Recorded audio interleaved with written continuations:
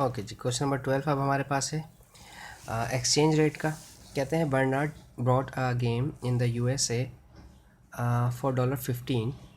Okay ठीक है। The Alice bought the same game in Zambia and paid the equivalent price in Zambia kwacha. Okay, calculate the price that Alice paid.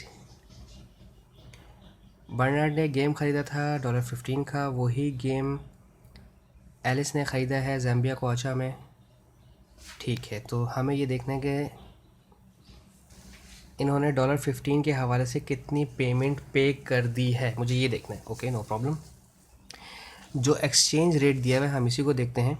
1 Zambia क्वाचा जो है वो बराबर है 0.075 US dollars के। ठीक है, US डॉलर्स का 1 ज़ाम्बिया क्वाचा मिलेगा। ठीक है, और मुझे पता करना है कि $15 का जो गेम है वो ज़ाम्बिया क्वाचा में कितने ज़ाम्बिया कोचा के हिसाब से मिलेगा, उनकी जो भी करेंसी है ज़ाम्बिया कोचा में मिलेगा। ठीक है, इसको इससे मल्टीप्लाई करवाना है, इसको इससे मल्टीप्लाई करवाना है, क्रॉस मल्टीप्लाई करवाएंगे। तो इसे थोड़ा साइड में कर देते हैं ताकि हम वैल्यूज़ यहाँ लिख सकें। 15 1 ज़ा 15 हो जाएगा, और x को इस नंबर से मल्टीप्लाई करवाते हैं तो ये बनेगा 0.075। ठीक है, और 15 1 ज़ा 15 डॉलर्स हो गए थे। अच्छा, पहले तो इसका पॉइंट ख़त्म करते हैं। ठीक है, x 75 लिखेंगे, 0.00 हटा देंगे, पॉइंट के बाद 3 डिजिट्स थे 1 2 और 3। ठीक है, तो नीचे 1000 आएगा। ठीक है, 1000 आ गया इज इक्वल्स टू 15।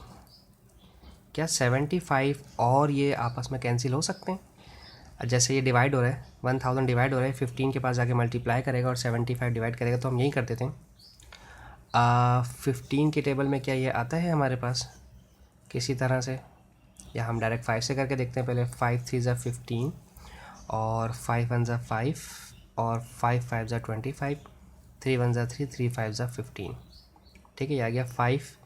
1000 इधर ऊपर आ जाएगा, डिवाइड कर रहा था, और 5 यहाँ नीचे आ जाएगा, और ये ज़ाम्बिया कोचा के पैसे मिलेंगे हमें। 5 1 ज़ा 5, 5 2 ज़ा 10, 00, तो 200। तो ज़ाम्बिया कोचा के 200 हमें देने पड़ेंगे, तो हमें जाके $15 का जो गेम है वो ज़ाम्बिया कोचा में 200 ज़ाम्बिया कोचा का मिलेगा हमें। ठीक है, मैं यहाँ ये भी बता देता हूँ, ज़ाम्बिया कोचा उन्होंने ऑलरेडी लिख दिया है, हम यहाँ बता देते कि ये $15 हमारे पास, USA $15 हमारे पास 200 ज़ाम्बिया कोचा में इक्विवेलेंट बनेंगे। ठीक है जी, थैंक यू।